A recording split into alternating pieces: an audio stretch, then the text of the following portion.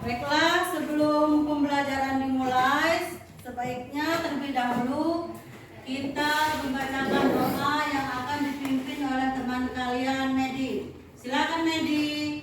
Semua siap, berdoa mulai.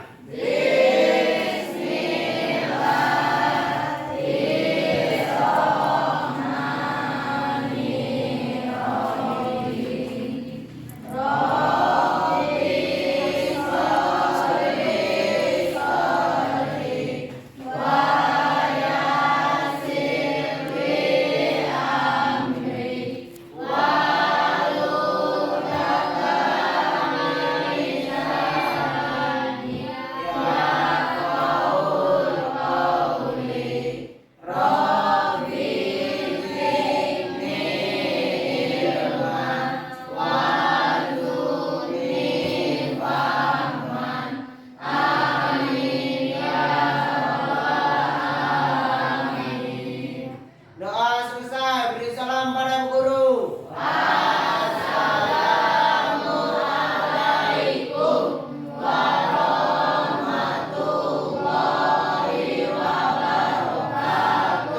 Waalaikumsalam warahmatullahi wabarakatuh.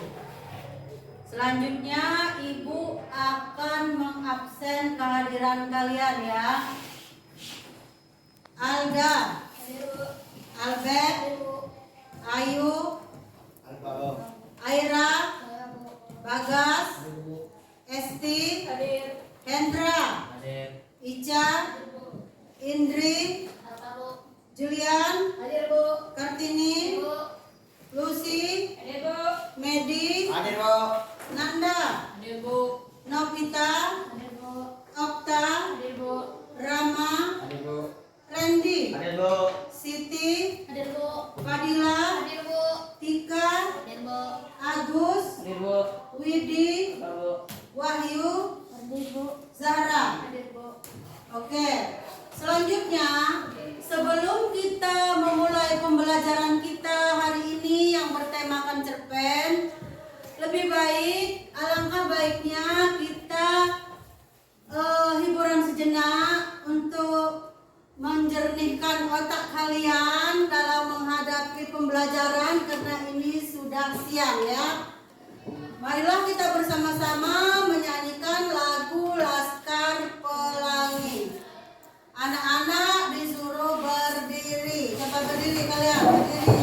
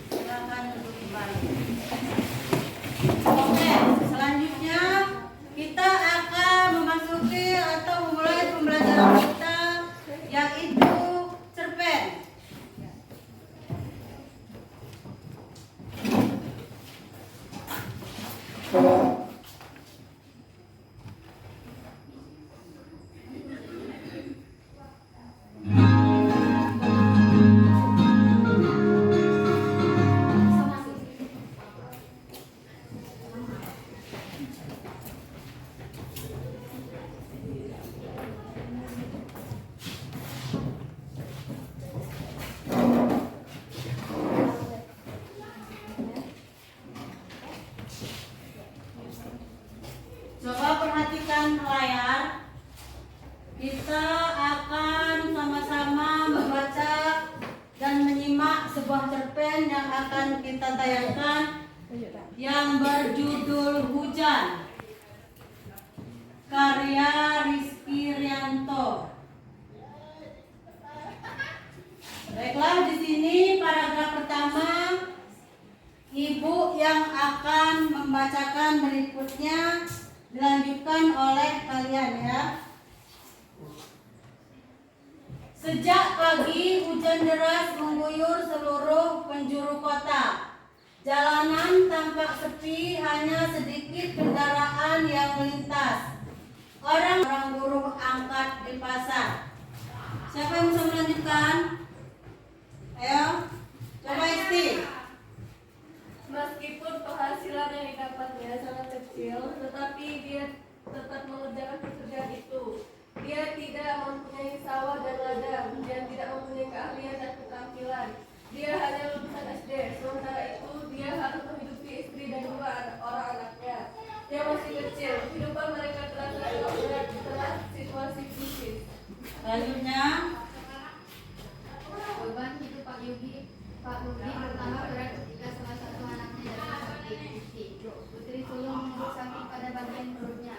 Pak Rudi sudah membawanya ke puskesmas, akan tetapi obat yang diberikan puskesmas tidak juga mampu menyembuhkan penyakit sakitnya. Oleh dokter puskesmas, Pak Rudi disarankan untuk memeriksakan Siti ke dokter spesialis penyakit dalam. Pak Rudi lalu membawanya ke dokter spesialis penyakit dalam. Dokter tersebut menyatakan Siti menderita kelainan ginjal. Siti disarankan untuk dibawa ke rumah sakit. Tapi dokter, saya orang kecil. Apalagi harga obat-obatan sekarang mahal, ujar dokter. Kalau begitu obatnya dikasih separuh saja dok, ujar Pak Rudi. Apa bapak tidak kasihan dengan anak bapak? Nanti kalau tidak sembuh bagaimana? Jawab dokter Ketus. Mau bagai lagi dok, saya orang tidak mampu. Tolong beri saya keringanan. terus. Baiklah, saya akan memberikan resep untuk menebus obat apotek dosisnya setengah dari mestinya. Terima kasih dok, ajar Pak Rudi juga. Ketika dokter tersebut menyodorkan secari kertas resep, dengan malu-malu Rudi memberikan uang kertas yang kumal yang jumlahnya setengah dari tarif resmi. Maaf dok, saya hanya punya uang segini. Tidak apa-apa, tetapi nanti kalau anak bapak tidak sembuh juga jangan bawa lagi ke sini. Saya tidak mau disalahkan karena dianggap tidak mampu menyembuhkan pasiennya. Ternyata benar yang dikatakan dokter tersebut. Meskipun obat yang diberikan telah habis, Siti belum juga sembuh karena tidak juga sembuh oleh obat yang diberikan dokter. Wajah Siti menjadi pucat. Dia sering mengeluh dan menjadi sedih. Istrinya juga mereka sudah banyak berkorban untuk mengobati Siti. Barang-barang berharga di rumah sudah habis terjual untuk pengobatan Siti. Istri Rudi dan baik, hatinya menolong Siti tanpa dibebani biaya yang tinggi. Akan tetapi dokter ini malah angkat tangan setelah mengetahui kondisi Siti yang semakin lemah. Kondisi anak Bapak sudah sangat kritis, mesti dioperasi dengan pemeriksaan jiwa. Pak Rudi membawa anaknya pulang ke rumah dan menceritakan kepada saya tentang saran dari dokter. Tadi keduanya bingung.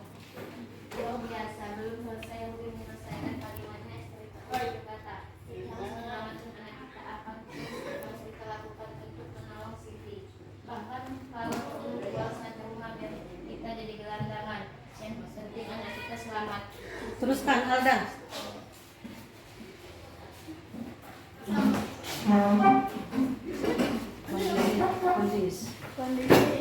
kuat.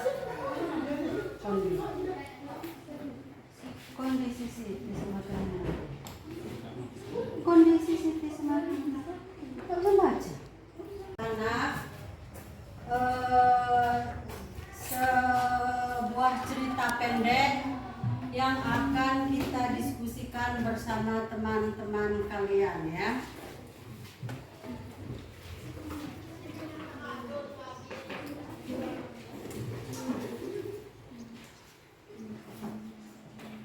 Kalian menyaksikan atau membaca atau menyimak dari cerpen yang ditayangkan, maka sekarang kalian berkelompok mengerjakan tugas atau diskusi kelompok tentang cerpen yang telah kalian baca tadi.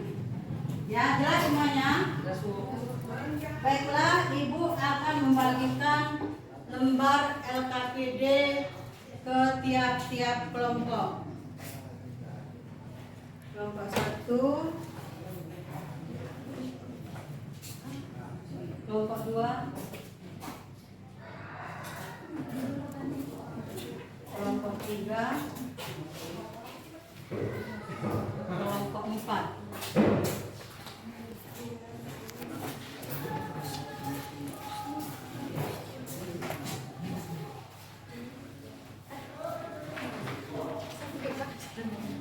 Kalian bisa membacanya kembali karena di sini sudah ada ya.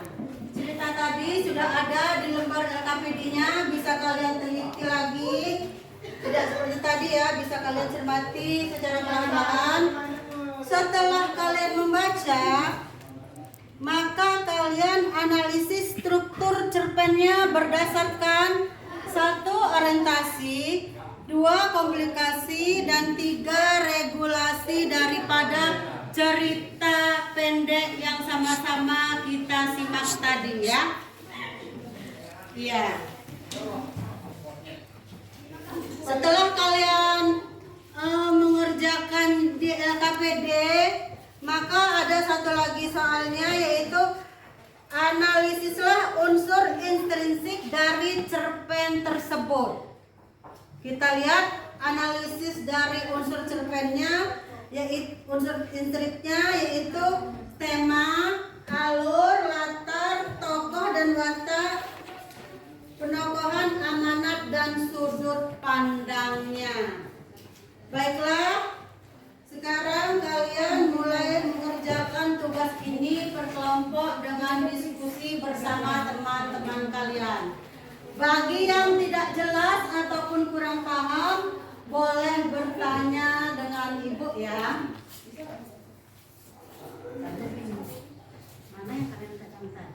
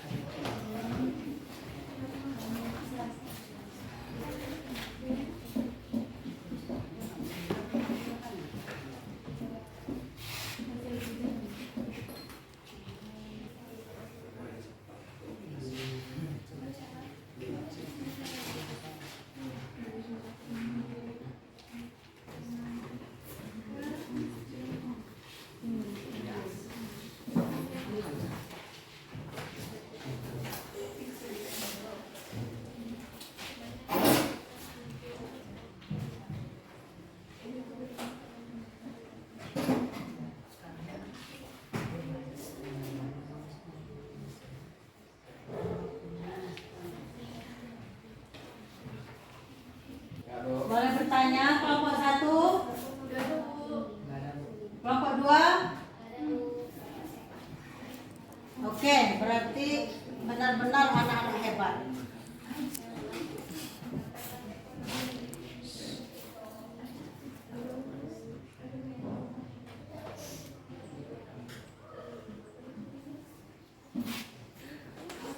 Itu tulis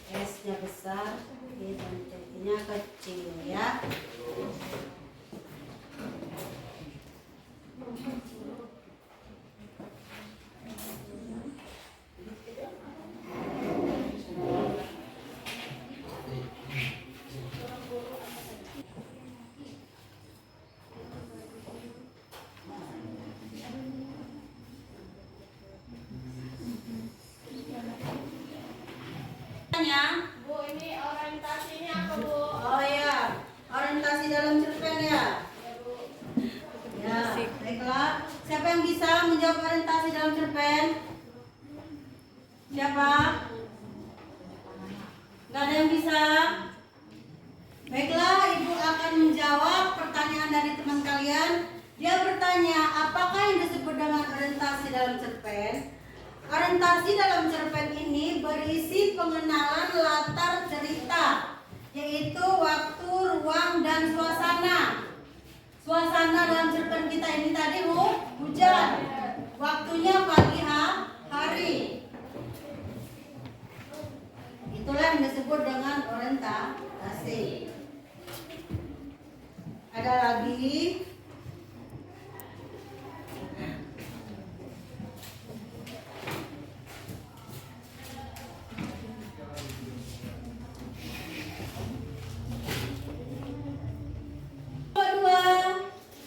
Halo, Ya, apa itu komplikasi? komplikasi dalam cerpen ya. Siapa yang bisa? Teman-temannya dari kelompok 1, 3, dan 4. Itu teman kalian dari kelompok 2 bertanya apa komplikasi dalam cerpen.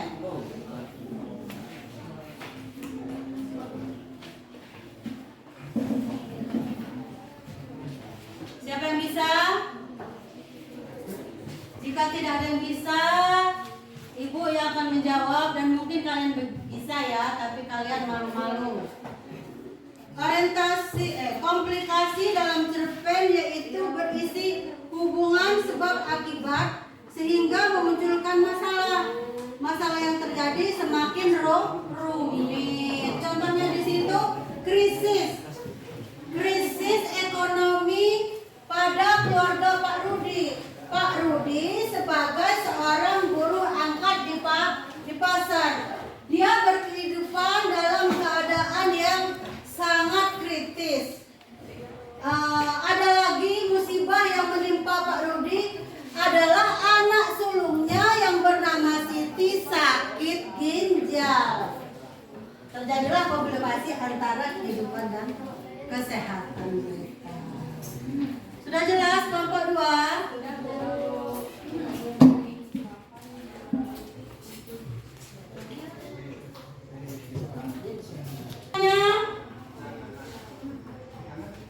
Siapa? Kelompok 3, apa? Resolusi. Apakah yang disebut dengan resolusi dalam cerpen? Siapa yang bisa menjawab? Kelompok 4 dari tadi belum jawab-jawab. Kelompok 1 yang paling depan juga belum jawab-jawab. Ya. Kematian tragis Siti. Iya, itu contoh dalam cerpen yang kita tayangkan tadi ialah kematian tragis Siti. Oh, kalau gitu Bu, contohnya kematian tragis Siti, berarti resolusi itu apa ya Bu? Itu dong, anak-anak hebat.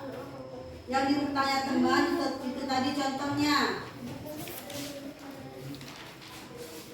Resolusi itu adalah struktur cerpen akhir dari sebuah cerita. Cerita bla bla bla bla bla bla, akhirnya apa? Siti meninggal dengan tragis. Bukan Siti kelompok 4 ya. Sudah paham?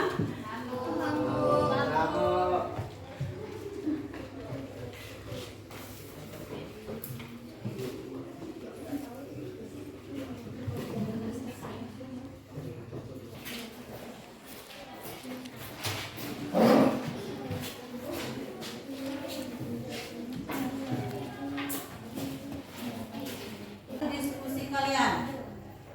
Coba kita mulai dari kelompok 1.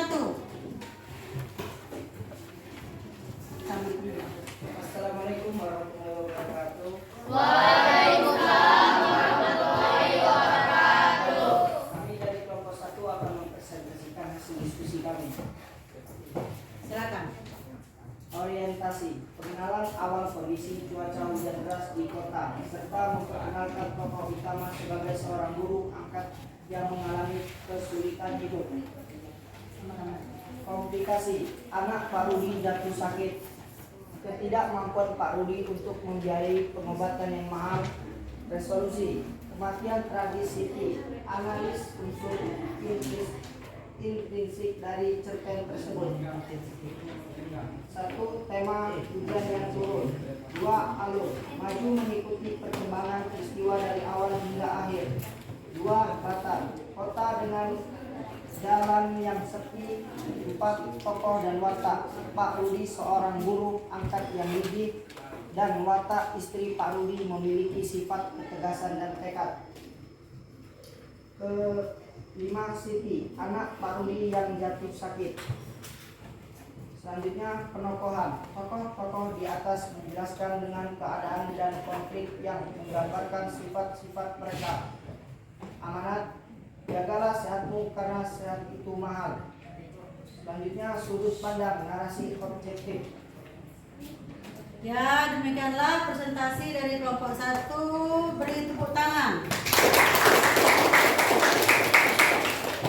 Berikutnya kelompok 2.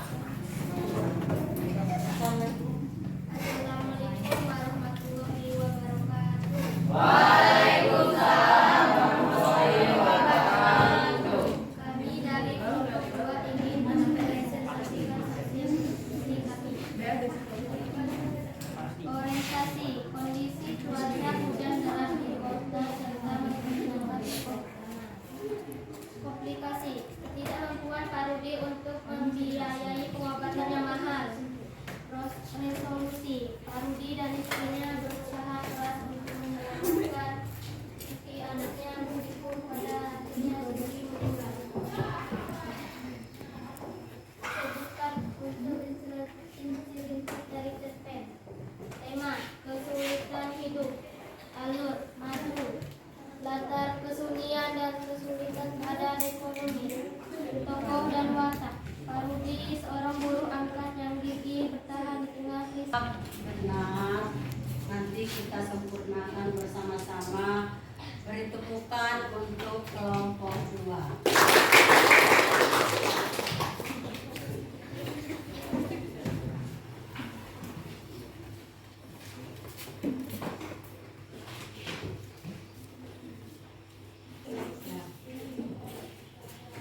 Sudah semua, Ibu akan ambil lagi tugas kalian.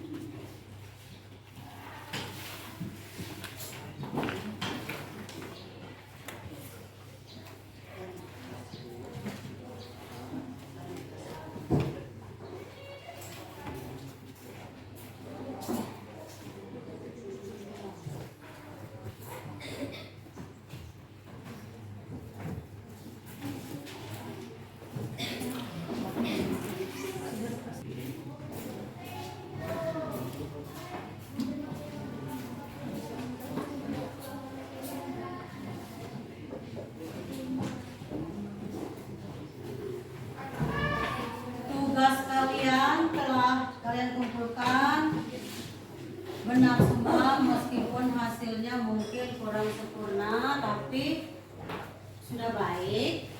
Dan nanti kita bahas ke pertemuan berikutnya. Dengan kita menganalisis